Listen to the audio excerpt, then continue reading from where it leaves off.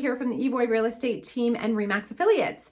And today I wanted to talk to you about tips, about things that you need to know before you think about selling your house without an agent. So we run into conversations all day long about the market's so great, we want to list our house, but why do we need you if the market's so great? And that's a fair question. You really need to have information to make the best decision. So that's what I'm here for today. This is only something, so I highly recommend you sit down and talk to a local real estate professional before you make a decision. So the first thing is we always want to maximize your money. We want to make sure that you end up with the most money in your pocket at the end of the day. That is our goal. So in order to do that, we have strategies, right? So we're going to market your property well, and we're going to introduce it to as many people as possible. So then you get more interest.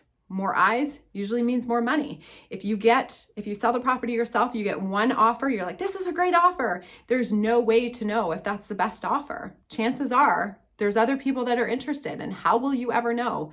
You could be lying in bed wondering, how much money did I cost myself? And that's not a good feeling. So that's the first thing. The second thing is, how are you going to handle offers when they come in? So if the market's great where you are, currently we're experiencing a strong seller's market. We usually get more than one offer on a property, not always, but mostly.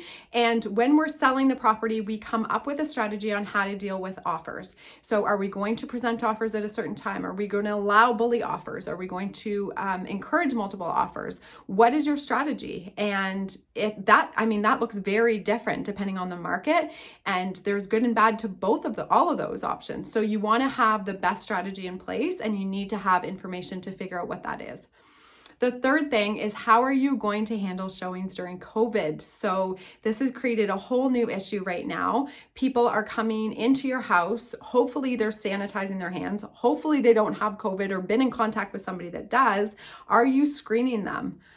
Do you know them? Do you know that somebody's going to be taking them through and making sure that they're not touching things that they're not supposed to, that there's not kids running through the house being sweet but touching everything?